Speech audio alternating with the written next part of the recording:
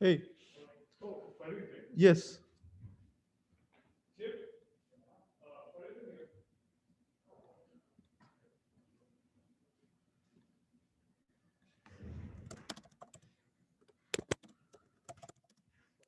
Yes. Hi. Oh, so you're starting WG2? Yes, but I'm not host for some reason. Oh, So then we need to text me. yes, I'm texting her right now. Let me know if you need. Yes.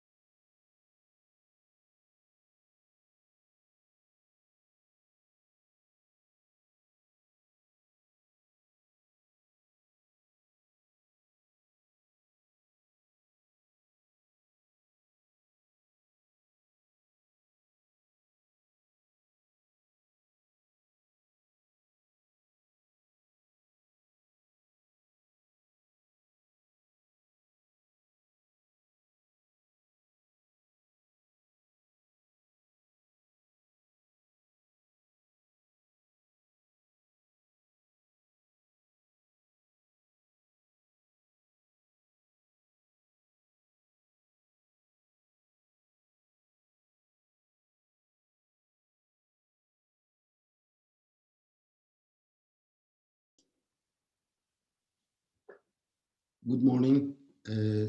Xiaoxuan, I hope I'm pronouncing your name correctly. Can you please share your slides? Yeah. Can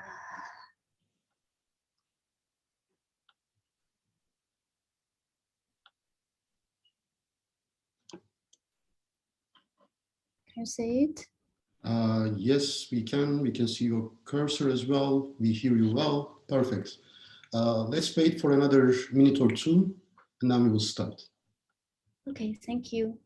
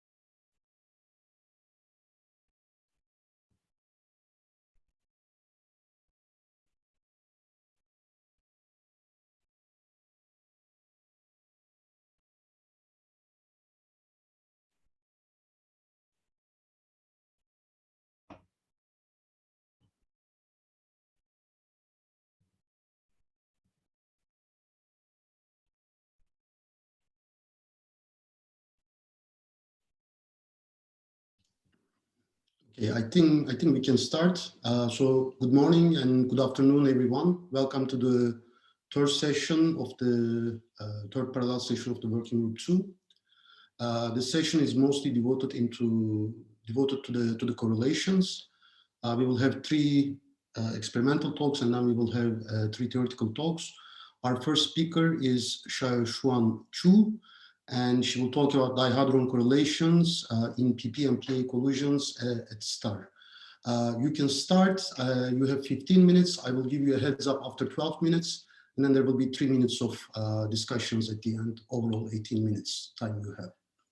Thank you. Okay, thank you. So hello everyone. I'm Xiaoxuan from STAR Collaboration. Today I want to present the result on dihadron correlations in PP and PA collisions at STAR. The nonlinear gluon dynamics at small x is not fully understood.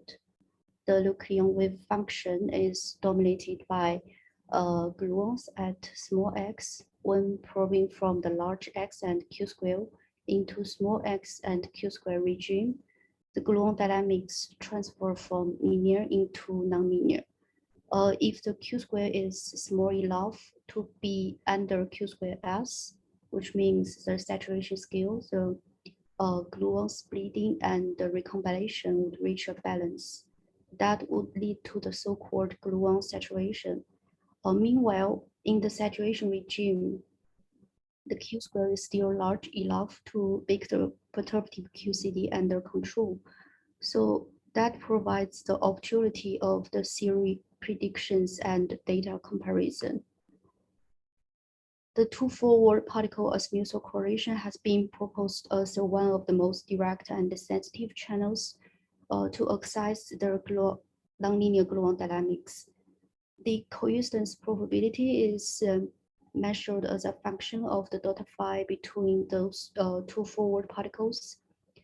Taken the p-gold collisions as an example, the momentum fraction of the x1 respect to the proton and the x2 respect to the gold can be estimated by the kinematics of the two particles.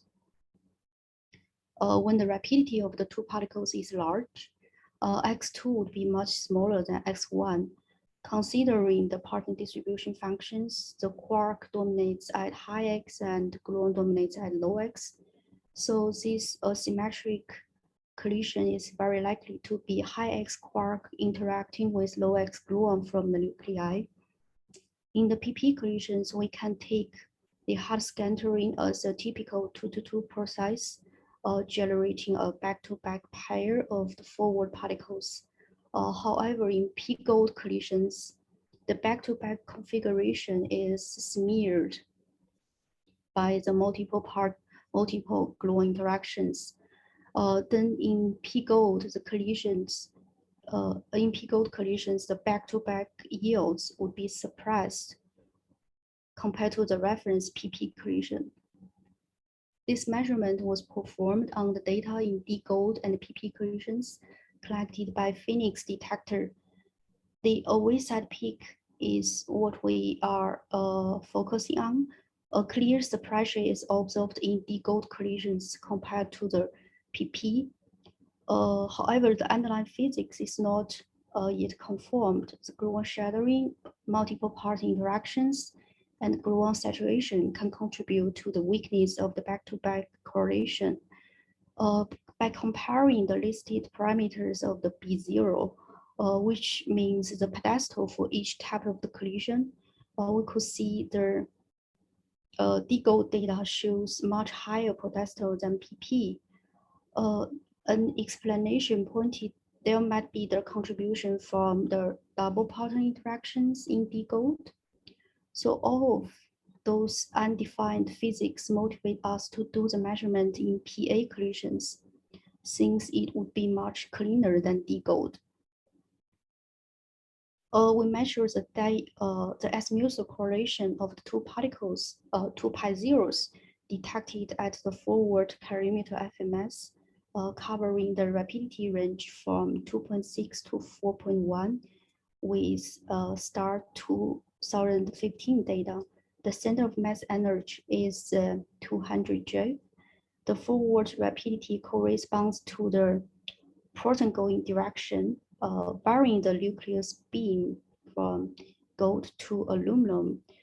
We can start is the A dependence of the saturation scale. The saturation scale Q²S can be taken as the inverse of the parton transverse distance. So it increases with A and decreases with X. The evolution of the Q²S on A can be studied by varying the nucleus beam species. That is also the reason why we want to do both in p-gold and p-aluminum collisions. The evolution on X would be achieved by scanning the PT of the pi-zeros, since we know the X is proportional to the PT. The RIC 200 GeV data can probe the maximum Q² as the right dashed line shows. The black curve corresponding the rapidity equal to 4 indicates the region while the particle can excite at the rapidity of 4. And we expect the data would show the evidence of the linear to nonlinear gluon dynamics transition. The X1 and X2 distributions are presented in this slide. In each row, the associated pi-zero PT2 is fixed. The trigger pi-zero's PT is increasing from left to right. And in each column from top to bottom, the PT1 is fixed and PT2 is increasing. And we can see for both of the X1 and X2 increases with PT.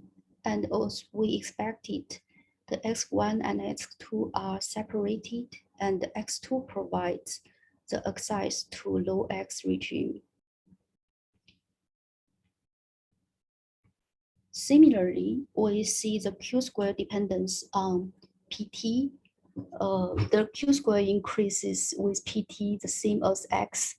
So in conclusion, the X and Q² phase space can directly map to the pi-zero's PT, and low PT would guarantee the small X and small Q-square regime. Then let's look at the data. For mean Bell's PP collisions, the coincidence probability depends on data files presented in various PT ranges. The black dots from the data are fitted with a pedestal plus one Gaussian at near side, one Gaussian at away side. And since the back-to-back part is what we focus on, so three parameters of this away side peak are listed in each figure: the area, the width, and the pedestal. And the area indicates the back-to-back yields. The width will be used to quantify the phenomenon of the broadening, if there is, in PA collisions compared to PP. And the pedestal caused by the uncorrelated pi-zeros would carry information from the possible double part interactions. And then we measured the same observable for mean Bell's P gold and P aluminum collisions. A direct comparison of the away side peak for different beam species are shown in two example PT beams. On the left hand side, the PT of the pi-zeros are relatively low, and we observe the suppression in PA compared with the reference PP collisions. We can also check the number of the area for different type of collision. And we also see the suppression is enhanced in P gold collisions with higher A than P aluminum. On the right hand side, when probing the higher X and higher Q square regime by larger PT, we see the suppression in P gold is mild. The dashed black curves in both of the plots represent the GBW model from theory calculations are compared with the data. This model is used to incorporate the gluon saturation in P gold collisions. Then I list a summary in this slide for plotting the ratio of the PA collisions over PP. The y-axis is a ratio between P gold and PP in the left plot and P aluminum over PP in the right one. In each plot from the three panels from top to bottom, the PT2 is increasing, and in each panel, different color represents different PT1. The x-axis is the three parameters: the area, the width, and the pedestal. So at the lowest PT2, for example, in P gold collisions, we can see the back-to-back yields are suppressed as roughly a factor of 2 in P gold than PP. And comparing the results with P aluminum over PP, the ratio is around 0.8. So less suppression is observed in P aluminum collisions. And at the highest PT range, we didn't see clear suppression in PA collisions. For the other two parameters, the width and the pedestal for both of the collision, I think all the ratio stays close to 1. So, so the width and pedestal are quite consistent in PA and PP collisions. The event activity dependence is studied beyond the mean bias data. The PA collisions are grouped into different event activity beams. The energy deposited at the beam counter detector are used to quantify the degree of the violence of the collisions. The higher energy refers to higher activity events, and the PP data without event activity selection are used as a reference. The event activity dependence is summarized in this plot for P gold collisions. Through the ratio of the area, when the activity changes from low to high, a tendency of more suppression is observed in p-gold collisions. At the highest PT beams, this dependence disappears. Another theory result from running constant BK model predicts the suppression at the impact parameter B equals to 0 in p-gold collisions. So these predictions is used to compare with the most active collisions at the highest energy position at different PT. Xiaoxuan, you have 3 more minutes left. Okay, thank you. The other two parameters, the width and pedestal, are similar as the mean Bayes result, that the p-gold and PP are quite consistent. The event activity dependence in p-aluminum is compared with p-gold. The x-axis as well describes the event activity. The green dots are for p-aluminum collisions over PP, and they indicate the tendency of more suppression at higher activity events in p-aluminum. This is similar as we observed in p-gold collisions. And on average, we observe less suppression in p-aluminum than p-gold at different event activities. And at last, I will close with my summary.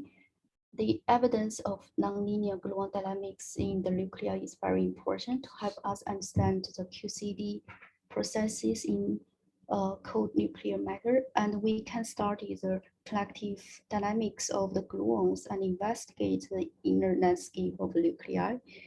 All of that information would be critical to the initial state input in EA, PA, and AA collisions.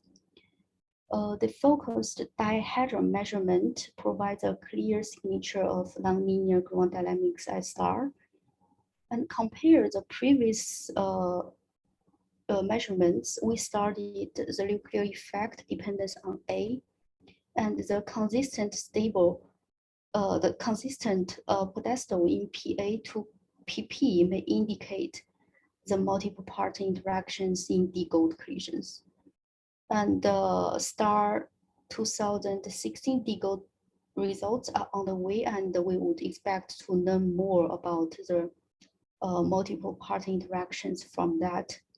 And that is all of my talk. Thanks. Well, thank you very much, Xiaoxuan, for the nice talk and also to being on time. We have time for questions, and Farid has a question. Farid, we can go ahead.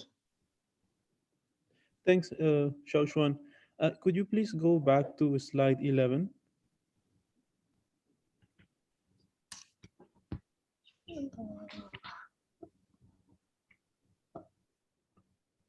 Wait a second.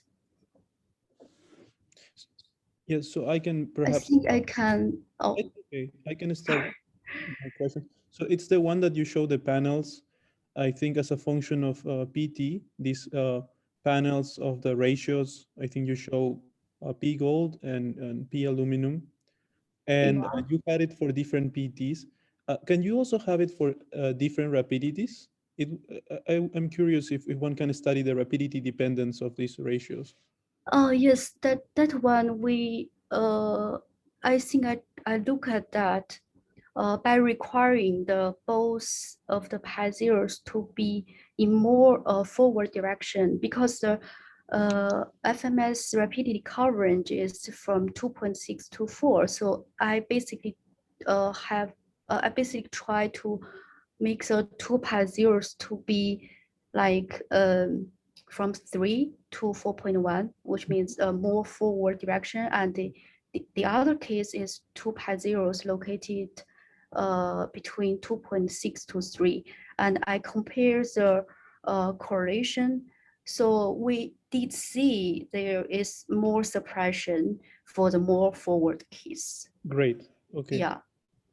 And one more quick question, if I may. You show, I don't remember the slide, but this event activity. Can I interpret in event activity? Is it related to multiplicity of charge hadrons, for example, or is it is it too different? I would say they are different. So for the PICO data from the FMS I used, we don't have the information of the charged particle in mid rapidity. So is the reason we do for this event activity qualified by the energy deposition. And this one is used to describe this violence of the collisions, but it is different I see. for the number of charged particles. Right, but your higher event activities will lead to, I suspect, to larger QS, right? For example, larger saturation. Is that the idea? Yes, yes, it is. Okay, thanks. Thank you. Right. There are no more questions, so we can move to the next talk. Thank you very much, Xiaoxuan. Our next speaker is Amilkar Quintero. Perfect. So you can go ahead. You have 15 minutes. I will give you a heads up after 12, and then there will be questions for another 3 minutes. You can start. Yeah, thank you very much. So yes, hello, my name is Amilkar, and I'm going to give this presentation on behalf of the SUS collaboration. And it's about the measurement of the azimuthal decorrelation angle between the leading jet and the scattered lepton in deep inelastic scattering. So let me just jump right away to talk about previous measurements. This type of measurements, the azimuthal decorrelation angle, has been done, but for proton collisions. And this is, you are measuring the two jets with the highest PT. You measure the azimuthal angle, or the difference of the azimuthal angle of these two jets, and you get this delta 5. Motivation for this type of measurements is to study parton radiation effects, test perturbative QCDs, and test Monte Carlo generators, study high order perturbative effects, and search for new physics. Of course, when you have this delta 5 equal to pi, that means that the system is completely balanced, and that is that the PT of the two jets is exactly the same. So LO calculations, when this delta 5 equal to pi, give a divergence. So I want to show here what happened when this angle is less than pi, and this means that you have soft gluon emission. So one of the jets is just going to emit a gluon, and you can reconstruct another jet. Showing here an example of a theoretical model where, of course, when you have this delta 5 equal to pi with 1 or the same delta persists when you have 1 or more gluon radiation. And I'm showing here an example of a theoretical work that include gluon radiation, and you can see a comparison here with data from Tevatron. This theoretical framework, they are able to get rid of the divergence when you have delta 5 close to pi, and they recover the behavior where of the, in this case over here, is NLO calculations. So the motivations for this type of measurement, these have never been done for a lepton and a jet. And this is what we're doing right now. So basically, instead of a proton-proton collision, you have a lepton and a proton. So you measure the azimuthal angle between the leading jet and the outgoing lepton. With this type of measurements, we can still provide useful information about all the previous topics that I was mentioned, but also you are able to access the small Bjorken X regime, and this is through the HERA kinematic region. We can study the Q-square dependence and TMD evolution. And of course, you can also study non-perturbative effects. For example, the theoretical framework that I mentioned previously, and also the new theory predictions can be applied for this type of measurements. And yeah, I don't understand very much about that, but theoretically, this is a cleaner environment, so the calculations, it's probably slightly simplified. So before we start with the measurement, let's just remind all of us about the HERA collider in Germany. So the data taken was from 1992 to 2007, where you collide protons at 920 GeVs with either lepton or positrons at 27 GeVs. And the data that I'm gonna show, it was collected by the SUS experiment. Again, a quick review about the SUS experiment. It was one of the largest multi-purpose experiment of the HERA collider.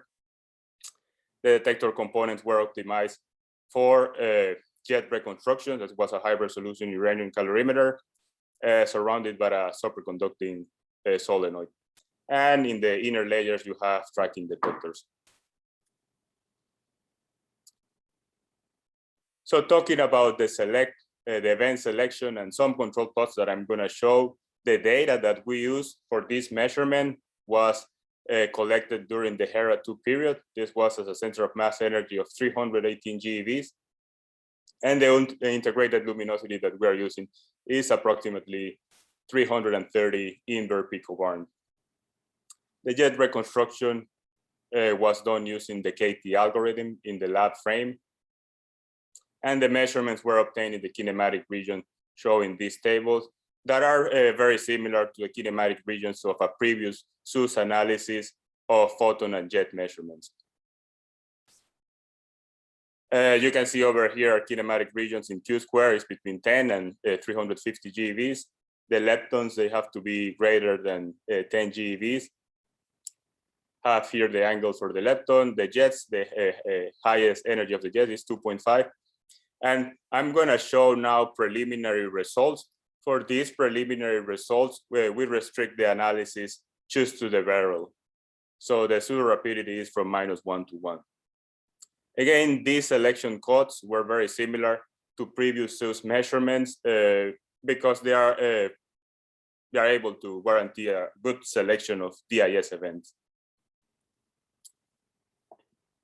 So some control plots in the top right, you have, in the top left, you have the vertex and you have a comparison with a Monte Carlo generator and our data that is in the black dots.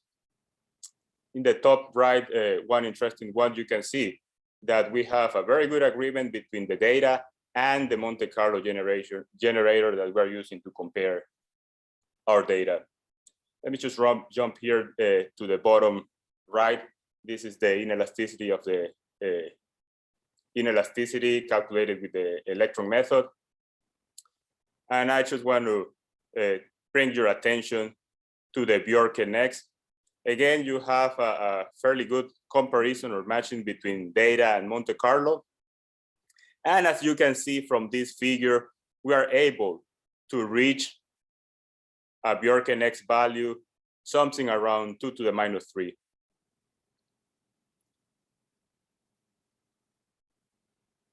So I'm going to talk slightly about the simulation. So for the PDF, we use CTEC 5D for the proton. The HERA scattering was simulated with Jan-God 1.6. We use the Ariadne color dipole model for Spartan shower.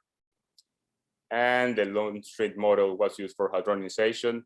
Of course, the detector response was done with Jan. In this case was Jan 3.21. Of course, the simulation and the data, they were analyzed with the same procedure to make fair comparisons. So in my next slide, this is slide 10. I just want to show the preliminary result. Let me just say that this is probably the last time I'm going to show this result because we already started the internal editorial procedure for a SUS final result. So the first thing that I want to bring into your attention is these are not cross sections. This is just raw number of events. And we have dots again, are the data. and the line is the Monte Carlo generator used. As you can see over here, there is a fair agreement in the region. So at this region over here where is no radiation, you can see some small difference, but everything is close to 1. If you move closer to pi-half, delta phi equal to pi-half, this is the region where you start having gluon radiation. So we can define this region as the soft gluon radiation. And you can see that you start having some difference, something around 10% difference. So to study this gluon radiation, I'm presenting here another preliminary result where we divide the events according to its jet multiplicity. So again, we are taking the angle between the leading jet and the scattered lepton, but we are dividing the events depending of how many jets you can reconstruct. One more time, these are events, these are not cross sections. And as before, for events with low jet multiplicity, you have good to fair agreement. When you start increasing the jet multiplicity, you can see that you start having some discrepancies between the data and the Monte Carlo. In the slide 12, I want to spend some time to dig a little bit more about these results. So first of all, previous experiments, again, in proton collisions have taken similar measurements. And I'm showing over here, these 3 panels at your top right are from CMS. And the bottom panel at the left is a result from Atlas. We have similar behavior that both Atlas and CMS report. And of course, events with high jet multiplicity are dominated by gluon radiation. As I mentioned before, again, the agreement of the Monte Carlo model kind of degrades every time that you increase your jet multiplicity. So similar conclusions that we're having for these preliminary results were reported, for example, by the CMS collaboration in proton collisions. And they are stating the need for improvement of theoretical models at this soft gluon radiation region, or in overall the gluon radiation region. Amilkar, you have 3 more minutes. Sure, thank you. So moving forward for a final result, and one more time, as I said, this is probably the last time that I'm going to show these preliminary results. Of course, we are going to provide a full cross-section measurements. To do that, we're using a 1D unfolding using the T-unfold package. That is a very well-known package in the community for unfolding. The differential cross-section measurements are going to be presented in different regions of PT, Q square, and different jet multiplicities. Using previous use analysis, we're taking the systematics accordingly of what was done before. And I'm just showing here all the bullets for the systematic. Let me go quickly. So we take a systematic regarding the energy of the scattered lepton. We vary the jet energy scale also, and we take a systematic for that. The selection cut with 2 variations, and we take a systematics. Another systematics is the difference of the unfolding between the Monte Carlo Ariadne model that we're using, and we also use another model, the lepton MEPS. We take the difference between the unfolding between these 2 ones, and we also take into consideration the resolution of the decorrelation angle as a systematic. The cool thing of the T-unfold is you can just put all this data over there, and that gives you right away your systematics. So for my summary, I just want to say, like, we performed the correlation measurements of the lepton and the leading jet in deep inelastic scattering. This was a similar measurement taken by Zeus with photon jets and other experiments in proton collisions. The Monte Carlo predictions that were used in the Ariadne, they describe the main features of the data very well. However, we can see some discrepancies. For the final result, we're going to provide dedicated predictions for EP collisions. They are in progress. And I have the reference in one of the previous slides. And as I said before, also the cross-section measurements will be presented at difference PT, Q square, and jet multiplicity. We have several combinations of this, that there's going to be a lot of measurements to show. And of course, I'm talking for myself, the reason that I got into this was just looking forward to the electron-ion collider, because with this type of measurement, we can start like warming our engines just to be prepared when we have an electron-ion collider, for example, like setting PT range or studying systematics and other things. And in particular, for the electron-ion collider, of course, we can redo these measurements with polarized beams, and we can start also studying some different physics. Thank you very much for your time, and hopefully next time we'll be in person. I hope all of you are healthy. Thanks. Thank you very much, Amilkar. It was a very nice talk. We have a question from Krzysztof Kutak. Krzysztof, please go ahead. Thank you. So thanks for interesting talk. So my question is the following. So you used this Ariadne Monte Carlo generator to compare your data. So do you have any control plots with other Monte Carlo? Because Ariadne is BFKL based in principle, right? So I mean, did you use, for instance, RAPCAB or something else? Yeah, there was one RAPCAB, and we try also HERA, but Ariadne is slightly better than all of them. I won't say like the difference are very large in all of them, but yeah, we should stick with Ariadne. Okay, so one could conclude that there is some kind of, I mean, so what do you conclude from this? I mean, because Ariadne is BFKL based, right? Yep. So, yeah. Well, I don't want to give anything up. What we have right now, of course, the main features are being described, but one more time, these are not cross sections. So okay. A fair comparison will be when we have the cross section, and again, that's going to be released probably very soon. And yes, sorry, I don't want to just give up more than that. Okay. The comparing about the other methods, yes, we try them, but the results are fairly similar. There's not many big difference. Okay, thanks. Sure, thank you very much. We have another question from Raghav. Please go ahead. Yeah, nice talk, Amilkar. So the results that you show, the preliminary, they are at detector level, yes? That's correct, yes. So so you talk about this unfolding and you mention one-dimensional, and I'm curious because you have multiple selections going on here. You have a selection on the lepton energy, you have a jet energy scale. So this decorrelation, well, I mean, this angular correlation is essentially multidimensional, no?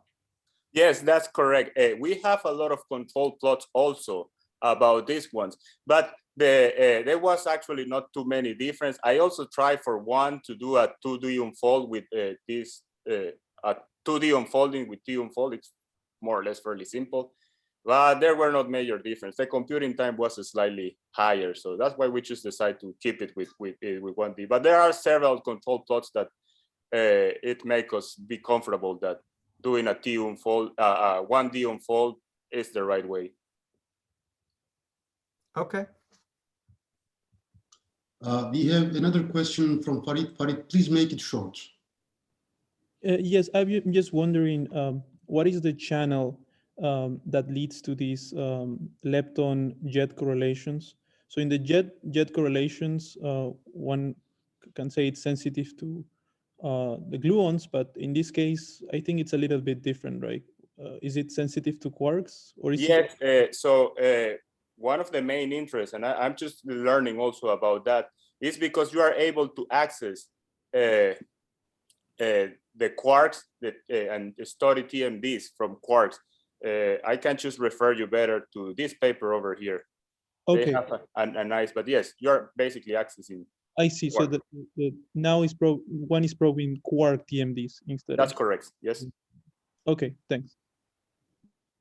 Thank you very much, Amilkar. So we can continue with the next talk. So our next talk will be from Dhevan Gangadharan. I'm sorry if I'm pronouncing No problem. wrongly.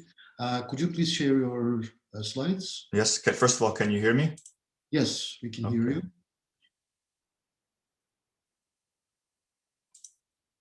So the usual deal, you have 15 minutes. I will give you a heads up after 12. Okay. Can you see my slides? Yeah, we can. Okay. Please. Thank you. All right. So I'll present recent results on two-particle azimuthal correlations as a probe of collective behavior and deep elastic scattering at HERA.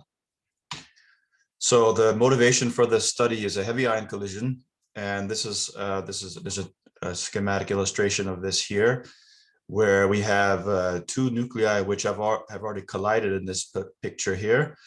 It's a non-fully overlapping collision, which is what happens most of the time, with a finite impact parameter shown here.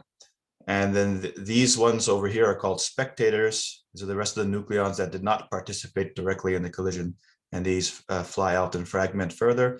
But what we're interested in is this initial state, which is left behind here, this zone. And because these are spheres typically, or roughly spheres, nuclei, and when they collide non-centrally, then you have this elliptical initial state with this asymmetry. And yeah, so then we want to know what happens with this initial state. And through many measurements over many years in heavy ion collisions, we have found this interpretation where this initial state here, through many rescatterings amongst all those produced partons, we get a local thermal equilibrium that transforms this eccentricity in space into this final state momentum asymmetry. So this is the case where you have the particles coming out faster, typically for px rather than py.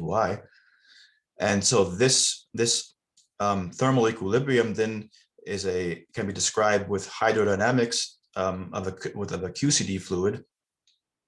And this is a non-perturbative process. And as I said, this converts this initial state spatial eccentricity into this final state momentum anisotropy. And then this is just a broad overview of what you might see from a typical heavy ion collision from the perspective of two-particle correlations. So this is the C delta eta delta phi, which is formed as a ratio of pairs from the same event. Delta eta is the difference between eta, the pseudo-rapidity of the pairs, and this is delta phi, the difference of azimuthal angles of the pairs. So this is S is when you take the pairs from the same event, and B is a background distribution or reference when you take them from mixed events. And this is your correlation function that's shown here as a function of delta eta and delta phi. So what I want to point out is that first there's a jet peak in the middle, and there's almost always there in these kinds of plots. And then we have a very clear and prominent double ridge here shown here. And so this is interpreted as a sign of a collective behavior in heavy ion collisions. And this is furthermore a sign of this quark gluon plasma, which is formed in a heavy ion collision. Then there have been one of the first exciting measurements of the LHC in 2010 was the same or similar observation in high multiplicity PP collisions. So this one is 13 dB, so this is not the first one in this series, but it's the same story. So you have this away side ridge, and you have a jet peak, and then you can see clearly here that there is also a small near side ridge as well. So this generated a lot of excitement that this type of QGP thermally equilibrated state might be also forming in small systems. So that motivated the search for the same thing in EP-DIS at HERA. So in DIS, we have this picture where the exchange photon is very virtual. So Q squared is much larger than lambda QCD squared.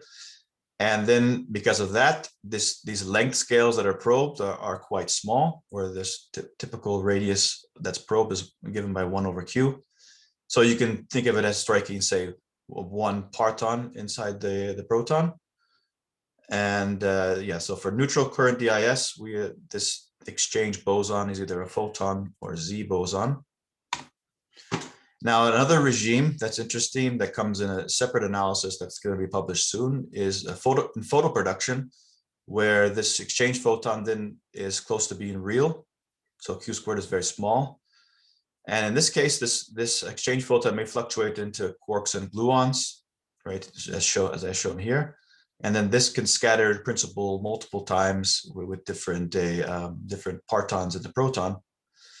So then in this case, this is more of a hadron-like collision, and that's very interesting. And so that's coming in an analysis that I'm doing now, which I hope to be published very soon.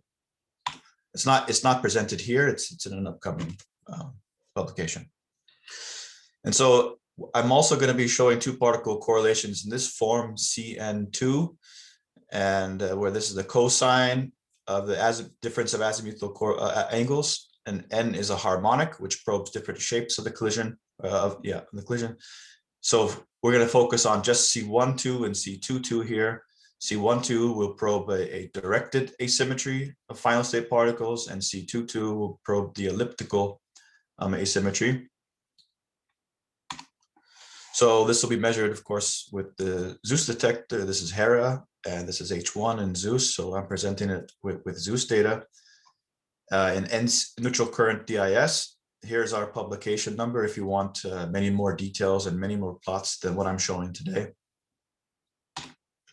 So I have a illustration of the Zeus detector here. So this is the calorimeters are shown in blue. We have a rear, barrel, and forward one. The electron beam coming this way, and the proton beam coming this way. And we have the tracking detectors of interest here is the MVD, microvertex detector, and the central tracking detector. And yeah, interesting enough, these calorimeters are made from depleted uranium. And one important variable to isolate DIS events is this E minus PZ. So this is a sum over all energy deposits observed, and this is the PZ, Z component of momentum of those of each object observed. And for a fully contained event, this is 55 GeV. This is due to energy and momentum conservation, and that you can see because the proton beam, because the z-axis is defined that way, E minus PZ is close to 0. And for the electron, the E minus PZ is twice its beam energy, which brings you to 55. So with whatever we measure in the event on the next slide, if it's fully contained, you should get something also close to 55 GeV, and that helps us identify DIS events. So we have the scattered electron coming off typically at low angles here and being observed in this calorimeter. And so for low Q squared events, it's typically just going through this rear calorimeter. And then for higher Q squared, it's starting to enter the barrel calorimeter. But these events are much more rare. And then in this plot, you can also see my kinematic cuts for the analysis. So it's from the tracks are from negative 1.5 eta to 2 in this region. Q squared is greater than 5 GeV, and just going through the notable ones. So, and then for the correlation analysis, we reject the scattered electron, and the transverse momentum is from 0.1 to 5 GeV. Okay, so now the results. So this is C12 and C22 versus charge particle multiplicity and charge. And that, so for the first harmonic, you can see that it's quite often very negative. And for the second harmonic, this is smaller but positive. And I have it shown next to two event generators, Ariadne, that was described in the previous talk, and lepto. So for the first harmonic, Ariadne qualitatively describes the data, although there are some clear differences, but lepto fails. And then for the second harmonic, we have the opposite story, where lepto describes it better than Ariadne. So neither model can describe all aspects of the correlations in sufficient agreement, but qualitatively we have a description from these models. And to show what that description probably is it's jets. So I have here the model in the bottom panels, these colorful ones. the expectations from the models with jets. So this is with the green and blue is with less than or equal to 1 jet. And then with 2 jets, then you see a more negative feature here, somewhat similar to the data for C12. And then also you get a more positive feature here for C22. So it appears that jets could explain the qualitative features of these correlations. And I have a picture for that here, where we have a tilted dijet drawn here. So it's tilted along the longitudinal direction. And so back-to-back pairs then are given by this delta eta greater than 2. So by the way, in this plot, I had constrained to PT greater than 0.5 and delta eta greater than 2 for the pairs. These are long range correlations that I focused on. In the publication, there are other variants of this. But and then when we project this onto the transverse plane where we do the correlation analysis, then we have this kind of picture where delta phi is typically pi for delta eta greater than 2. And this feature right here will give you these features here, negative, very negative C1 and a positive C22. So this is a picture we have in mind for this.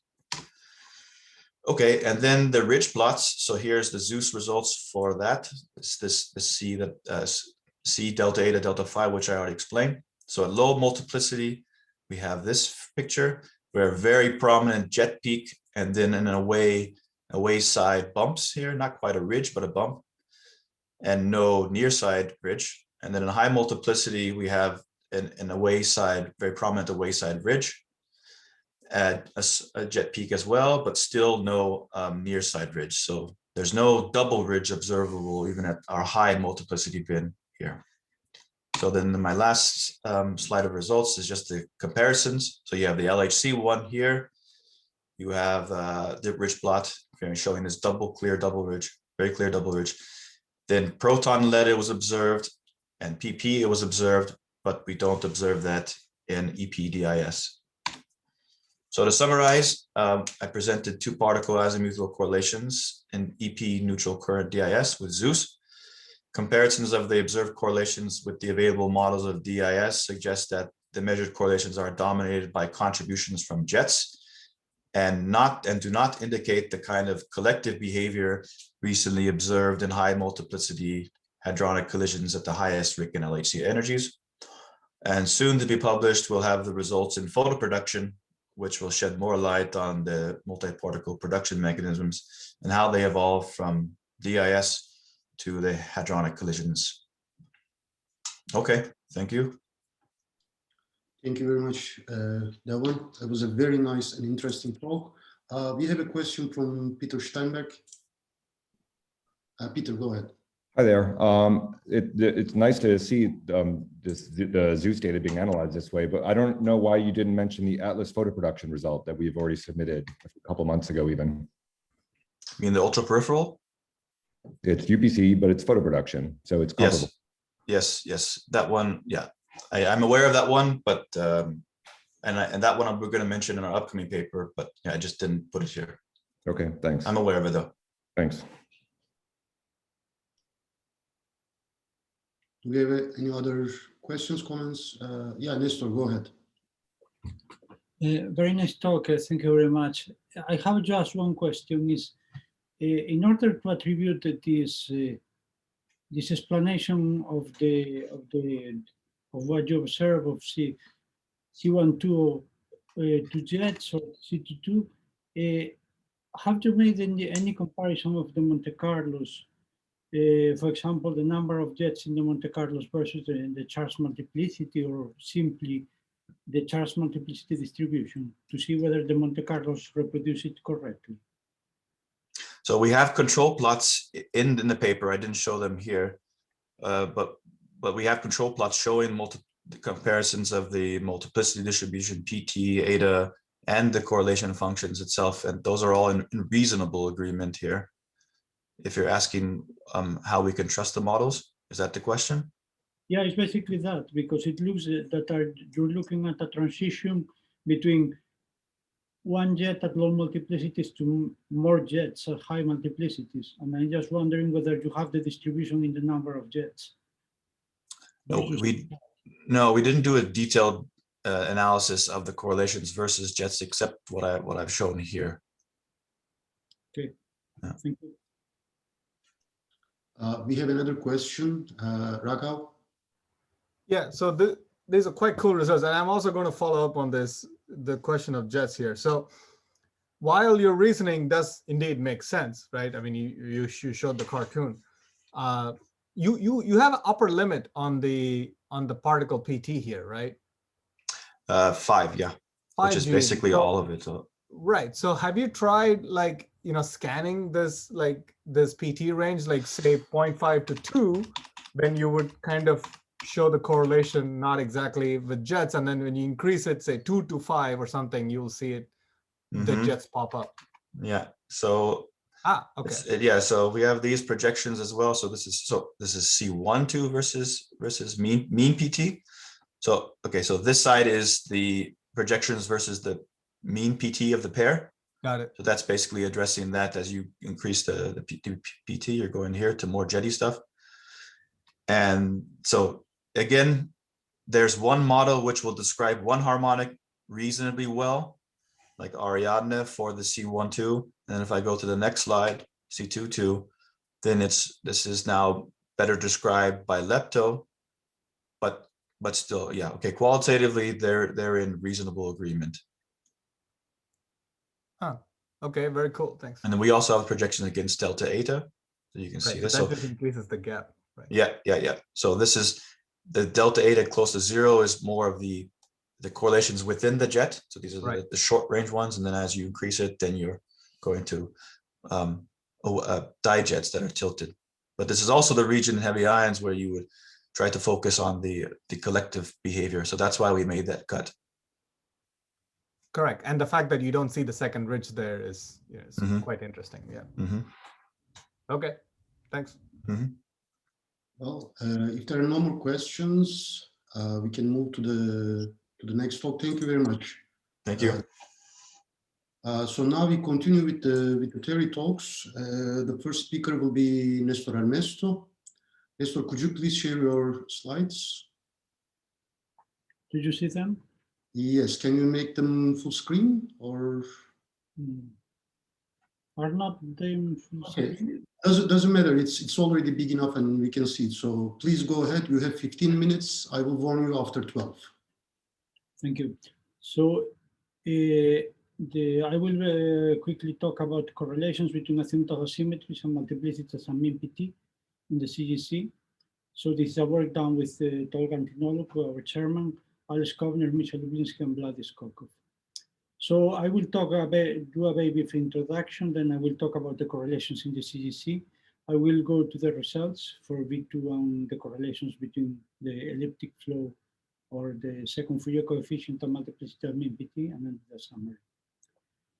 So, well, just to indicate as the previous speaker that there are many QGP-like features or features that in nucleus-nucleus collisions are attributed to the existence of quark-gluon plasma, and they are also observed in PP and PA.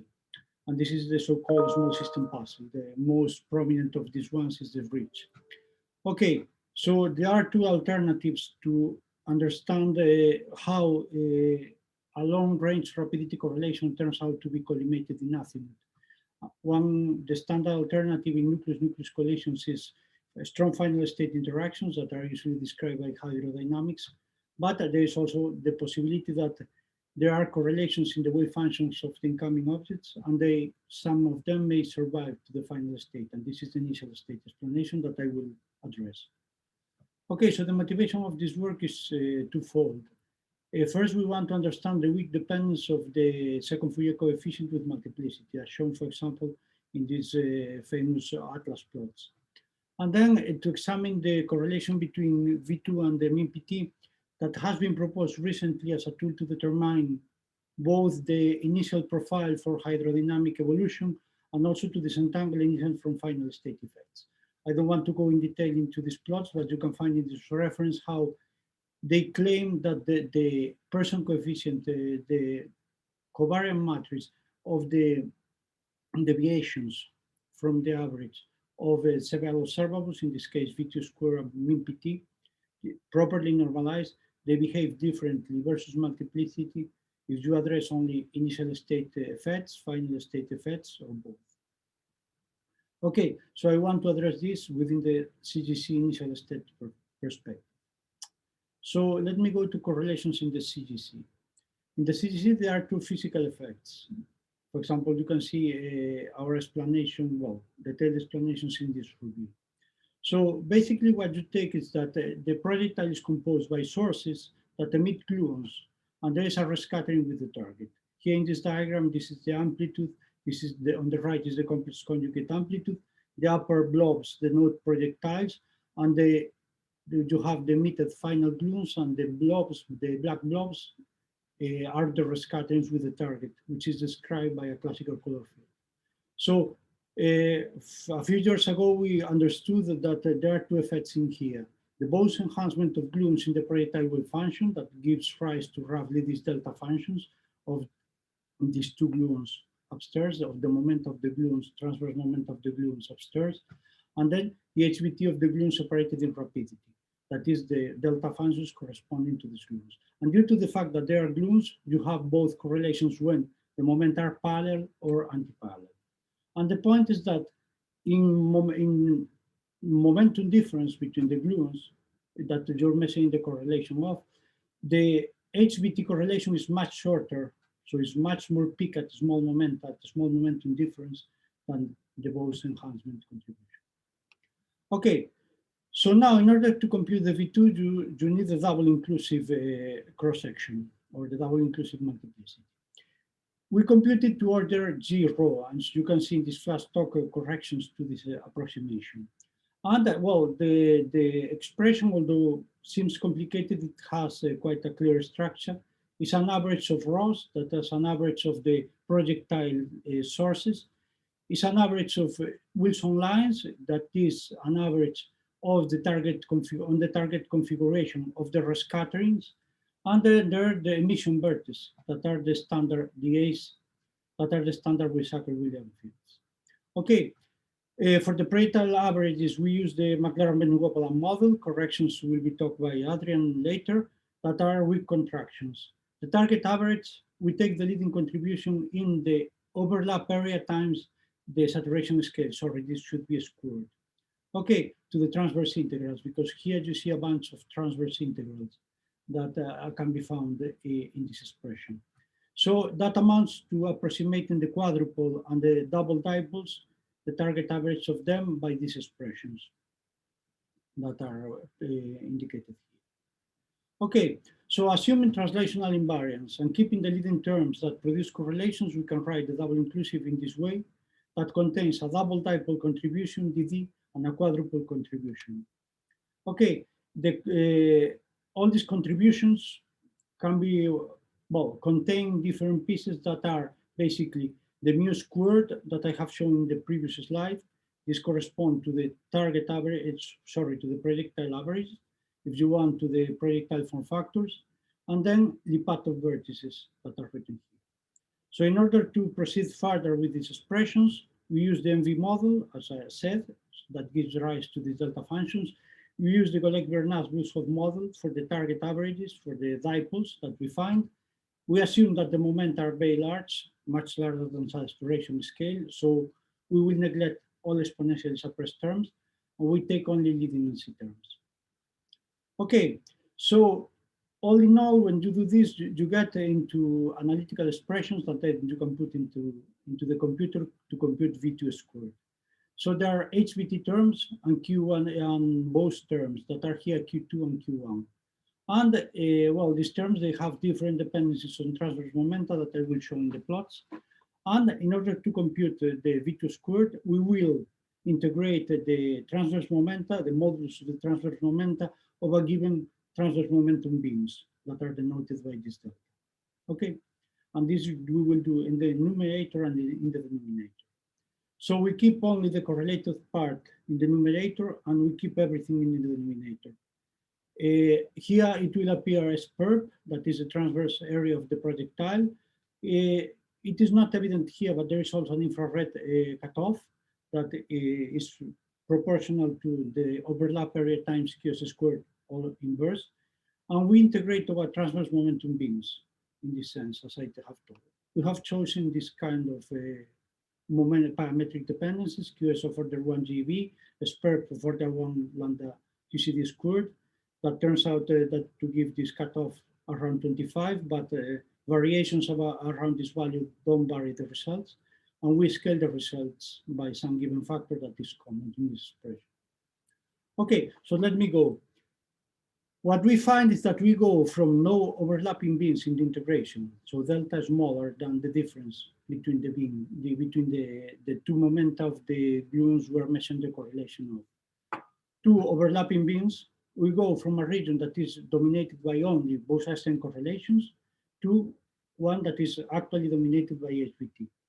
And here you see them by blue and orange lines. So in the Bose-Einstein dominated, this is the V2 squared versus momentum that we only plot for large momentum of AQS, where our approximation should be valid. We go from the Bose-Einstein dominated regime that has a very weak K dependence, that points that the dependence is very similar for Bose-Einstein and single inclusive, to the HBT dominated regime in which we have a steeper dependence. And the interesting feature here is that there is, in our results, there is a quite abrupt change in the size of this of V2 when you go from the Bose-Einstein dominated regime, when the gap is very small, so delta is pretty small, you integrate only around the peaks, and when you go to very, very large gaps, larger than QS over 2. Okay, and the transition from Bose-Einstein to Bose-Einstein plus HBT is controlled by the beam width. Now we go to three-particle correlations that we need to study the correlations V2 multiplicity and V2. So in principle, this could be the multiplicity dependence of any observable demands a projectile or projectile and target average on multiplicity. And this is not yet available for practical purposes. So instead of trying to plot V2 versus multiplicity, what we do is to study the correlation by integrating the triple inclusive completely over one of the momenta and divided by the factorized expression of these integrals. So this is the observable that we focus on. And again, the triple inclusive has different contributions, dipole, dipole, dipole, dipole, quadruple, and sextuple, in which different numbers of gluons are correlated. Here we need also the single inclusive that has actually an analytical form within our approximations in this form. And you can see here clearly the infrared regulator. As I said, there's a weak dependence of the result on the infrared regulator. Okay, so here we have the previous expression for the X contribution, for the sextuple contribution, which dominates the correlations in the numerator. And these correlations has 40 terms that can be grouped in different ways. Basically, we have 5 contributions with 8 terms each. Well, this is just an example of the contributions that are Bose-Einstein dominated to those that are HBTs. And here you see again the different transverse momentum dependence that can be read from these expressions. And again, we will integrate over momentum beams, transverse momentum beams. So let me go again to the results. Again, going from non-overlapping beams, where there's only Bose-Einstein correlation, to overlapping beams, where HBT contribution should be dominant. We find that completely reversed to the case of V2, the correlation that turns out to be indeed very small, almost decreases very strongly when going from the regime of non-overlapping beams, Bose-Einstein, to the regime of HBT dominated overlapping beams. And that this also reflects when you plot these contributions versus the width of the beam you integrate on. So Bose-Einstein dominated regime, there is no HBT, and in the Bose-Einstein, HBT largely dominates V2. And actually, this is the region. This is the reason for this sharp decrease. Okay, again, there's a dependence on K. Both, in this case, both the Bose-Einstein and the HBT contributions show decreasing functions of K. And the correlations go exactly in the opposite way. The transition is completely opposite to that in V2. Okay. You have 2 minutes left. Okay, thank you. I will finish. So again, let me just recapitulate this point that is the main finding of our results, is that if you plot the V2 or the correlation between V2 and multiplicity versus the width of the beams you are integrated on, and you consider non-overlapping beams or overlapping beams, the behavior are completely opposite of the correlation with multiplicity and of V2.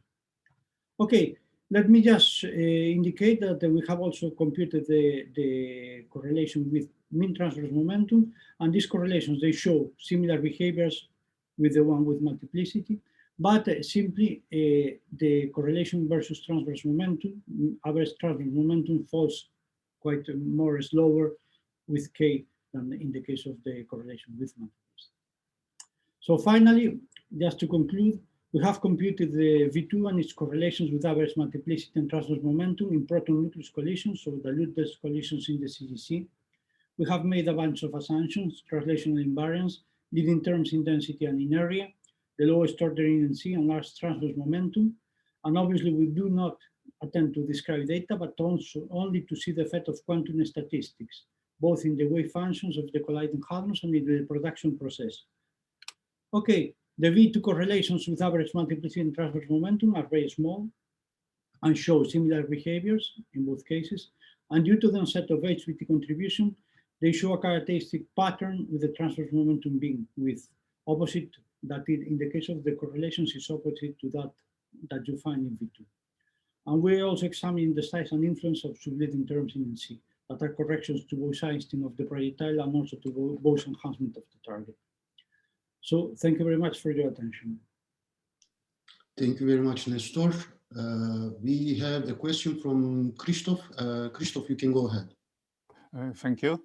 So just a simple question. I mean, the saturation scale that you are using here, is it fixed number or it depends on energy?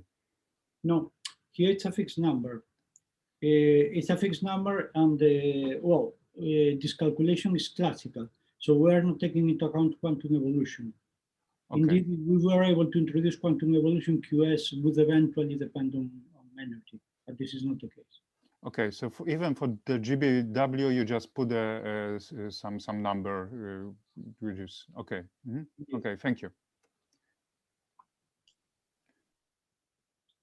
Do we have any other questions? Yeah, Farid, please go ahead. Yes. So in this case, the GBW model is used, and I don't think these nice features that you observe will be changed if one uses something else like the MB model. But have you tried that explicitly? No, and we haven't tried explicitly, and well, basically the reason is that if we try something more complicated, we don't see a way to reach these nice analytical results. Right. Yeah. So our attempt is to go analytically as far as possible. Of course, if you go numerically, you can do better. Indeed, getting rid of this, the model that has strong limitations, as we know. Right. For example, the MB model affects the PT spectra, right?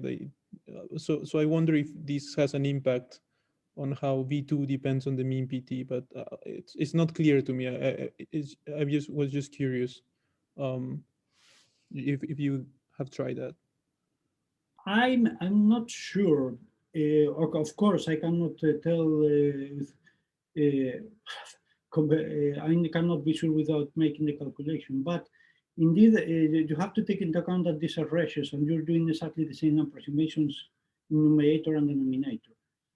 So maybe the influence is not that large. Of course, I cannot be sure. Okay, thanks. Thank you very much, Nestor. We can continue with the next talk.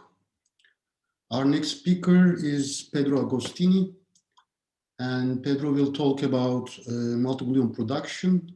Pedro, could you please share your screen? Okay, can you make it full screen?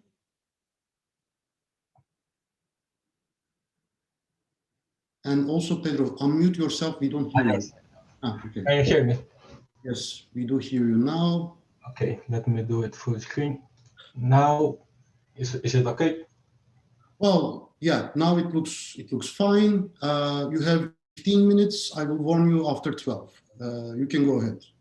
Okay, so I'll talk about multiparticle correlations, in particular gluon correlations in proto-nucleus collisions using the Color-Gas condensate effective theory. And this is a work that I have done with Nestor and Togo, and okay, it's a Radium archive. So I'll give some motivations for this work. The first one, and the most obvious one, is that we know that we can explain collectivity effects in small systems, such as proton-proton or proton-nucleus collisions, by using aerodynamics. But however, these systems are not big enough to achieve thermalization. And for this reason, people have started to using initial state theory, such as Color-Gas condensate, in order to explain this kind of collectivity effects in small systems. Then we're also interested in particular in the four-particle correlation because both the CMS and the ALICE collaborations have seen that the four-particle cumulant change of sign when you change the multiplicity of the collisions. When the multiplicity is low, the four-particle cumulant is positive. And when the multiplicity is high, the four-particle cumulant is negative. And we expect from the CGC to have a positive four-particle cumulant in the dilute-dilute or proton-proton regime, and to have a negative four-particle cumulant in the dilute-dense regime. So for this reason, we have decided to explore this region, the dilute-dense regime, in the case of gluon production, using the Color-Gas condensate. And for doing so, we use the typical machinery of Color-Gas condensate at leading order. And by leading order, I mean at leading order in the color charge density and in the Copley constant. And we model both the projectile and the target by some color charge density. These color charge densities are random, and therefore we have to perform an average from event to event. And the picture is such that the projectile is a dilute object that emits a gluon, and then this gluon scatters iconally in a dense target. And this scattering is achieved by a Wilson line, which is basically a color rotation. Then in the final state, it has a final momentum, which is called K. And since the interaction can happen both before or after the emission of the gluon, we have a sum of two terms that is achieved through this effective vertex, which is called Lipton vertex. So in summary, at the end of the day, what we want to do in order to solve the n-gluon spectrum is solving the correlator of the color charge, the projectile, and the correlator of the Wilson lines. In order to solve the projectile correlator, we use the Maclaurin-Venugopala model, which assumes a Gaussian statistics for the projectile sources. Then we can apply the Wick's theorem and write the two endpoint correlator as a sum of products of 2-point correlators.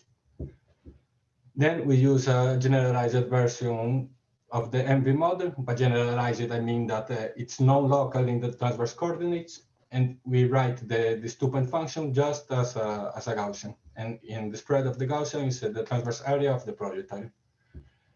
And I refer to the talk of Adrian and Florian for extensions to this MV model. Then for evaluating the integral of the correlator of the Wilson lines, we use what you call the Aren-Hessman argument, which is a model proposed by Alex and Amir 4 years ago. And this model relates on the domain model. The domain model basically uses the fact that the fields of the target has a typical correlation length that is of the order of the inverse of the saturation momentum. And then we model the target analogous to a ferromagnetic material as a compound of chromoelectric domains. And then we say that the correlation of the final state particles come from these scatterings that happens in the same chromoelectric domain. And this allows us to write the multiple just as a sum of this configuration in which the legs of the multiple are grouped pairwise and they are sitting in the same domain. And then, since these configurations in which the more than two legs are sitting in the same domain covers a smaller region of the phase space, we say that after integration, this kind of configurations will be suppressed by some power of the area of the phase space. In this case, the area of the phase space is the area of the projectile. Then we neglect this kind of contribution, and we just have into account these contributions in which the pairs of the legs of the correlator are grouped in the pairs, and these pairs are sitting at different domains. So at the end of the day, the area enhancement argument is exactly the same as saying that, as assuming Gaussian statistics to the Wilson lines and applying the Wick's theorem, that is, writing the multipole as a sum of products of dipoles. Thus, we just need to use some parameterization for the dipoles, and for this case, we have assumed the GBW model. Here I have plotted the ratio of the Fourier transform of the quadruple using this area enhancement argument divided by the same object using the MV model. And as you can see, in fact, when the area of the phase space gets bigger and bigger, the area enhancement argument approaches the MV model. Then the last thing that we have to deal with is the infrared divergences. These divergences appear through the product of two lepton vertices. And in order to regulate these divergences, we use the collinear limit, and therefore we're able to neglect the first term of the lepton vertice, and we use a Gaussian regularization. And then we can write the product of two lepton vertices just as a Gaussian. Although this is a simplification, we are losing, since we are using the collinear limit, our result will not be valid when the momentum is much larger than QS.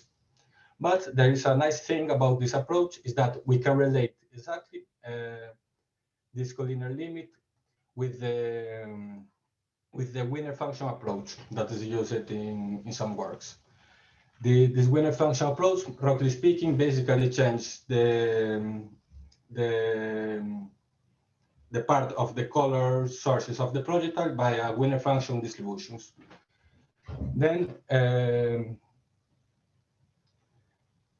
Then in our approach, since we are including these correlations in the projectile sources, our Wiener function will include some kind of correlations in the projectile. And this correlation turns to be Bose enhancement correlations in the wave functions.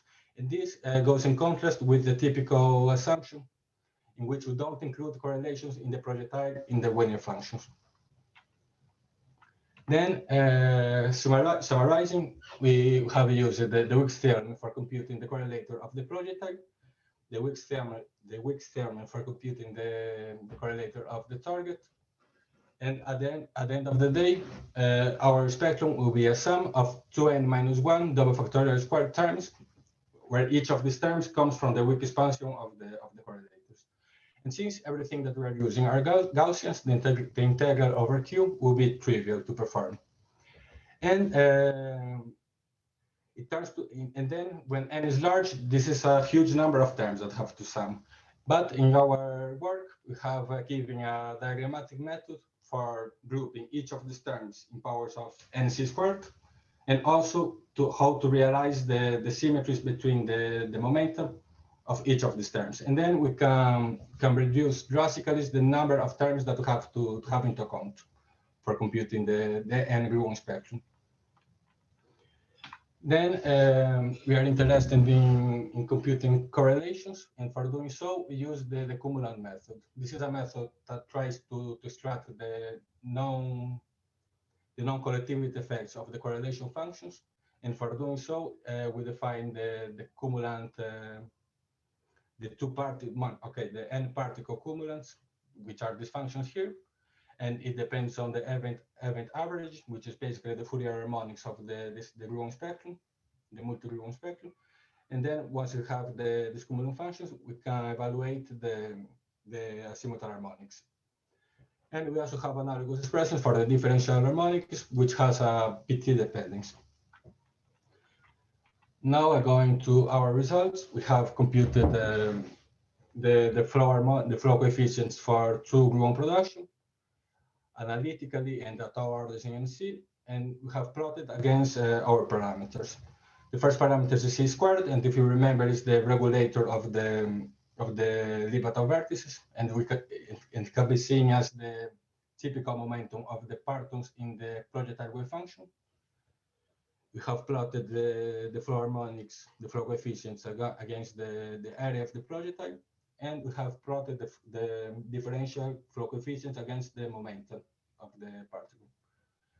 And here we can see that the numbers are compatible with experimental data. Then have performed the same calculation for gluon production. And here we are plotting the far particle cumulant against QS squared, the saturation momentum squared, and this is the differential cumulant against the transverse momentum. And these are the flow harmonics that are computed from these cumulants. And this plot is interesting because we are seeing that both the cumulant and the differential cumulants are negative, and therefore we're able to define a real flow coefficient. And we can conclude that in the dilute dense regime of the CGC, we have negative cumulants. And also it's nice because these numerical values are compatible with experimental data. Then concluding, we have evaluated the multi-gluon spectrum up to 4 gluon production by using the area enhancement argument and the collinear limit, but our result can be generalized for any number of gluon generation. We have seen that the collinear limit of our approach is completely analogous as the Wiener function approach, but since we are including correlations in the color charge densities of the projectile, our Wiener function will include the correlations in the projectile wave function. Then we have seen that the far particle cumulant is negative for gluon production in the dilute dense regime of the CGC. But we have to note that some improvements can be made in our calculation. For example, we have used the collinear limit that don't have the information about the long tail, the long momentum tail of the spectrum, and we're missing information. And also we should explore the dilute limit of our calculation and see if we have a change of sign in the far particle cumulant. So that's it. Thank you a lot for hearing. Thank you very much, Pedro. Do we have any questions, comments? Christoph, do you have a question, or is it from the last talk? It was from the last talk, I'm sorry. Okay.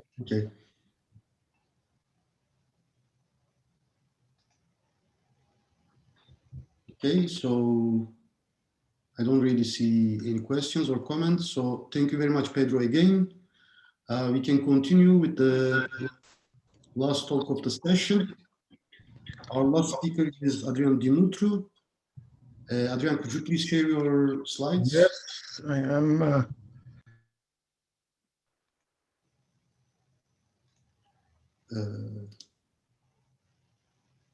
Adrian, could you please also unmute yourself?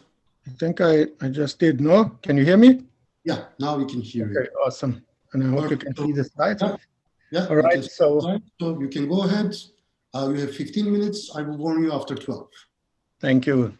Tolga, let me first thank the organizers for the opportunity to present this work here, which is presented in collaboration with Heikki Mäntysaari and Risto Paatelainen.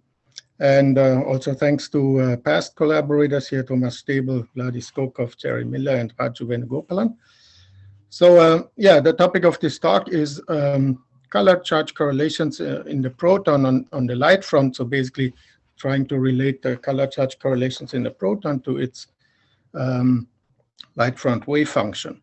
So just to set the stage, most of you are probably familiar with this kind of expressions. You saw them in the previous two talks by Nestor and Pedro. So in the MV model, these color charge correlations are basically parameterized by, or this correlator is parameterized by one number here, mu squared. Here these rows are classical fields. And And this delta function here on the right-hand side tells you that you have a translational invariance in the impact parameter space. Okay, impact parameter is the Fourier conjugate to the total momentum transfer here. Okay, also since color charge correlations are Gaussian in the MV model, for example, the correlator of 3 rows would vanish. Now, sometimes in some applications where you actually need a more reasonable shape, let's say, especially for a proton, in the impact parameter space, this delta function is replaced basically by a Fourier transform of some profile function or shape function, 2D shape function here. Okay. So now we instead here, in case of a proton, at least this MV model was of course really kind of conceived for a large nucleus. In case of a proton, we rather write this correlator in more general form like this, through this function G2, which is a function of both of these momenta, okay? And you can view this color charge, which will now be color charge operators, with sandwiched between incoming and outgoing proton states. You can represent this diagrammatically by 2 static gluons here with amputated propagators.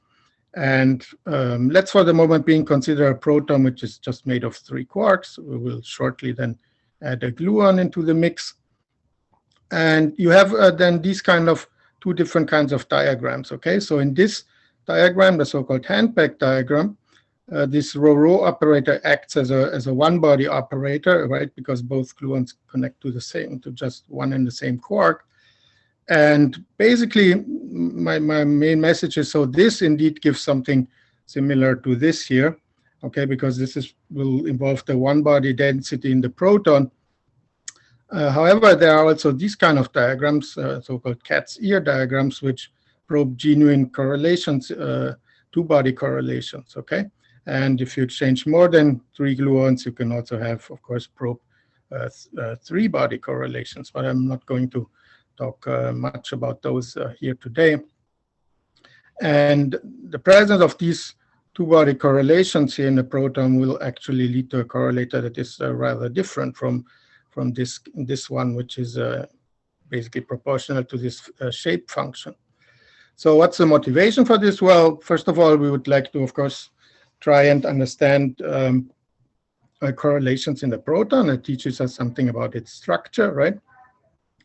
And moreover, we would like to maybe come up with better initial conditions for small x evolution, okay?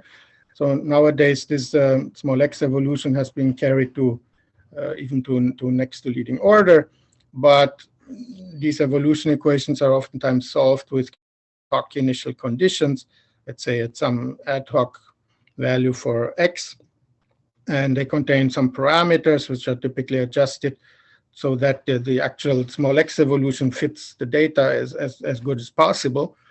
So we would like to kind of decouple this initial condition by relating it directly to the light front wave function.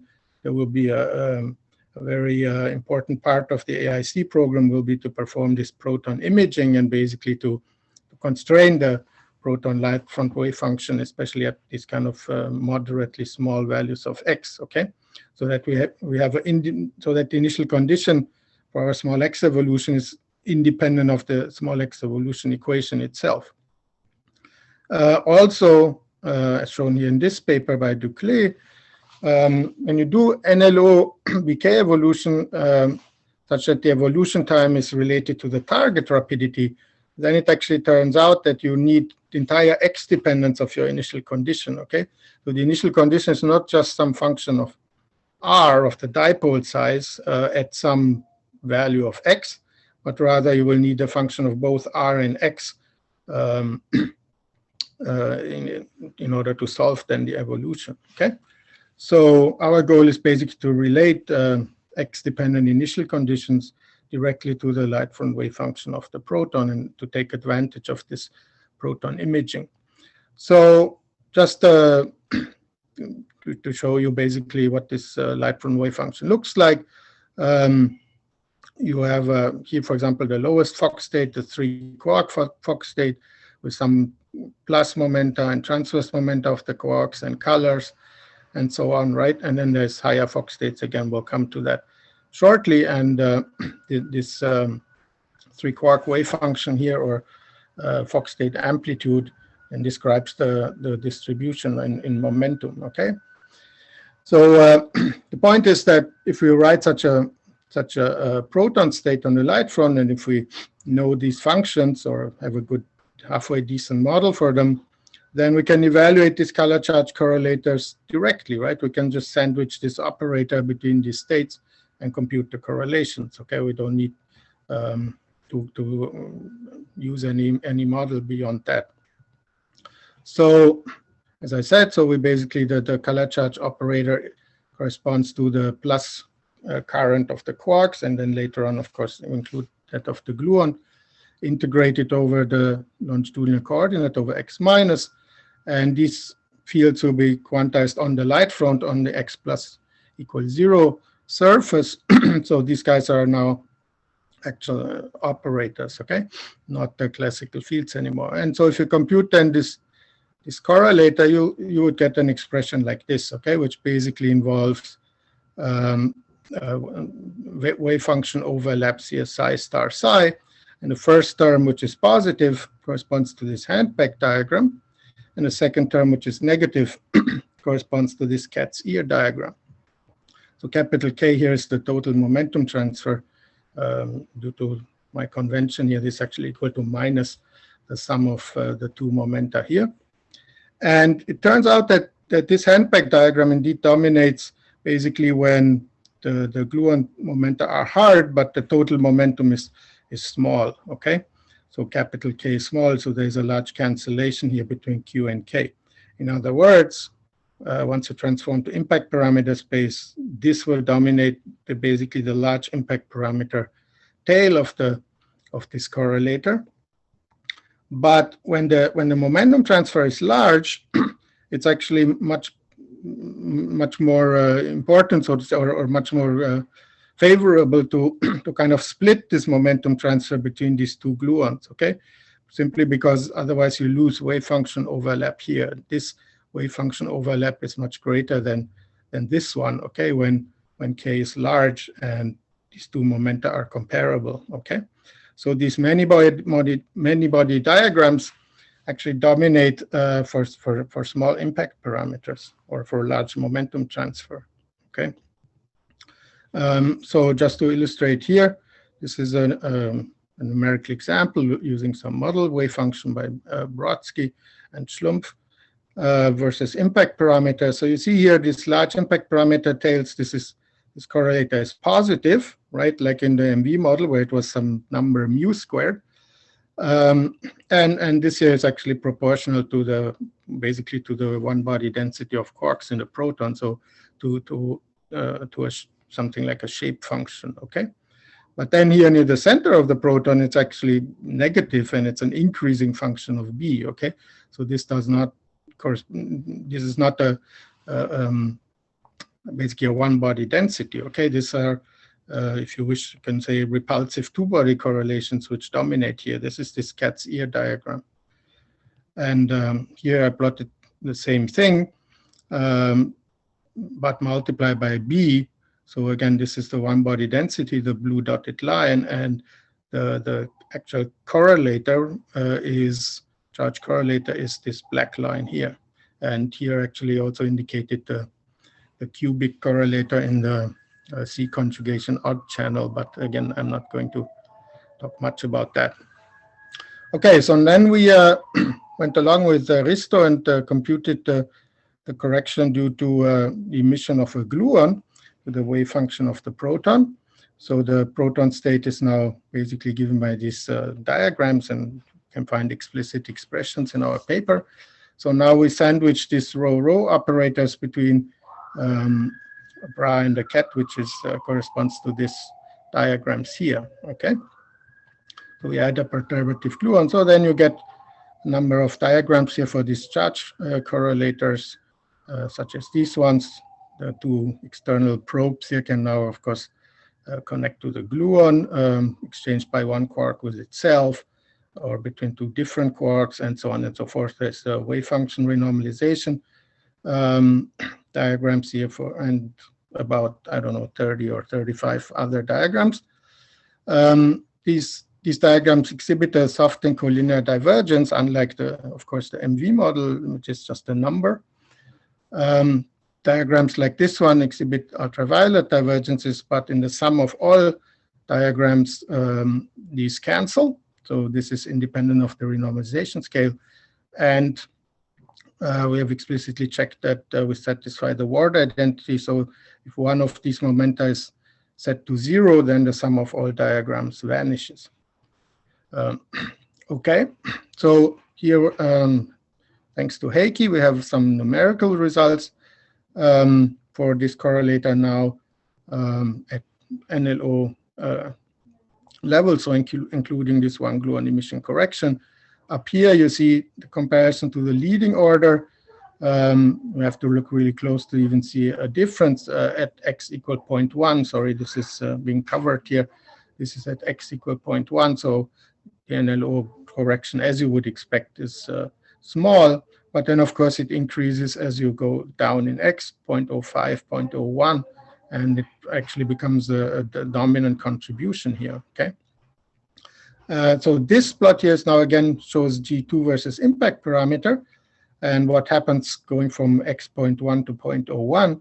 So first thing you see here at large impact parameters, this goes up, okay? This is basically conforms with our intuition that the color charge fluctuations increase when you evolve to smaller x.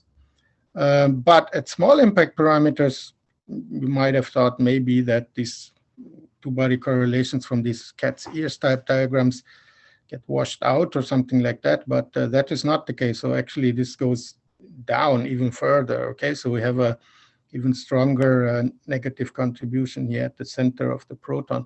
So we have definitely genuine correlations in there. So the correlator should not be identified with a one-body density. Here we show again this. Adrian, you have 3 minutes. Yes, thank you. I'm almost very close to finish. Here we show G2 actually versus the angle between impact parameter vector and the relative momentum Q12 is Q1 minus Q2, just to show that this is really a rather non-trivial function, not just a number. So it also depends on the angle between these two vectors. Okay, it depends on impact parameter, on relative transverse momentum, on their relative angle, on x. Then we can go ahead and compute now our initial or our result for this dipole scattering amplitude here, just in the two-gluon exchange approximation, so in the dilute limit, if you wish. This is what we get. In particular, I focus here on again on the angular dependence, and I want to contrast this again to this models where this MV-like correlator is basically made proportional to a shape function, right? So when you consider a collision of a dipole with a proton at finite impact parameter, the proton is rotationally invariant about the center, but not about this displaced point here, right? So you will get some angular dependence of the dipole scattering amplitude like this. So this is explained, shown here in this paper, in particular, the one by Amir and Edmo is quite nice here for this particular point here. And so the amplitude of this, you see a cosine to theta modulation, and the amplitude is then proportional to the square of the dipole size and the square of the impact parameter with a positive coefficient. So this is positive in RB space. You have to be careful. In BP space, this would be negative, but in BR space, this is positive. Now, what we find numerically here, first of all, this doesn't really seem to, we're changing the dipole size R. This doesn't seem to really go like R squared. So perhaps this is at least qualitatively in kind of agrees more with this color domain model that you just heard from Pedro. But also the other thing is that we actually see the opposite sign. So we see a negative sign. Perhaps an interesting result for phenomenology we will see. I mean, you need, of course, something else than two-particle correlations to see the sign of this V2. All right, so this brings me to my summary. So color charge correlators provide insight into n-body correlations in the proton. In particular, I argued that many-body diagrams are dominant at high momentum transfer or central impact parameter. We obtain explicit relations to this light from wave function of the proton. We can provide initial conditions for NLOBK, including dependence on impact parameter, the angle between R and B and X, and in the near future also including a C-odd contribution from 3-gluon exchange. And the angular dependence of this dipole scattering amplitude that we obtain appears to be quite different from these models, which assume that rho squared is proportional to a shape function. And in particular, we obtain opposite sign for V2. I mean, the V2 from the scattering amplitude N over R and B. Thank you very much. Thank you, Adrian. Back from for the nice talk. We have a question from Nestor. Hi, Adrian. Thank you Hi, very Nestor. much. Just one completely stupid question. How dx dependence comes into the game at NLO? Because apparently you have no dependence at LO. How it comes? Yeah. No, this is not stupid at all. The point is that these diagrams, as I mentioned here, they have to exhibit this soft divergence. So basically, they diverge if you take x to 0. Okay, so you need to introduce an x cutoff. Okay, and that is the x that these correlations depend on. At LO, those diagrams do not depend on any. I mean, you could cut off the quark distribution in x, and then they would also depend on x. But let's say for x less than 0.1 or so, the leading order diagrams have no x dependence. But here, you do need to cut off, because if you make this gluon, I mean, basically this go like dx over x, right, for small x. So they eventually, these contributions could compete with the small x evolution. Well, this are a small x evolution. Yeah, this is basically like small x evolution, except we do not actually assume that this gluon is soft, but we include the contribution in phase space where of soft gluons. Yeah. Mm-hmm. Thank you. Sure. We have another question from Farid. Yes. So following on Nestor's question, is the dependence on x logarithmic? Is it like 1 over x, or is it more complicated? No, I mean at very small x, it is basically integral dx over x. So yes, it will be a logarithm, but that applies for very small x, right? I mean. But in this case, what is the dependence? Is it simple to understand, or is it complicated? It is complicated. I mean, if you come the expressions, I mean, I have one diagram. I mean, one expression somewhere here in the backup. You get things like this here. So you see, if you can neglect the gluon x here, everywhere else here, and in this wave function, and here these z's also depends on x gluon, and so then you're left with just this guy here, okay, at very small x. But otherwise, you have xg kinematics for the gluon. I'm sorry? You have full kinematics for the gluon. You're not imposing the soft. Right. No, we're not. And one more question. And here's the x, by the way. Sorry, just to go back to Nestor's question, right? So the lower limit of this integral, this is x. Yeah, please go ahead. Yes. So this G2, this is very interesting, and you show that it seems to become even more important with the NLO. Do you understand why this is the case? Does it have to do with some perhaps combinatorics of adding the gluon, this NLO gluon, to your diagrams? Yeah, it's a good question. I do not have a very simple answer. We've been discussing this also with Alex and Vladi and so on.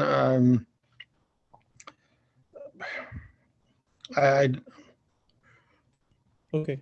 I don't know exactly. I mean, give you a very simple picture.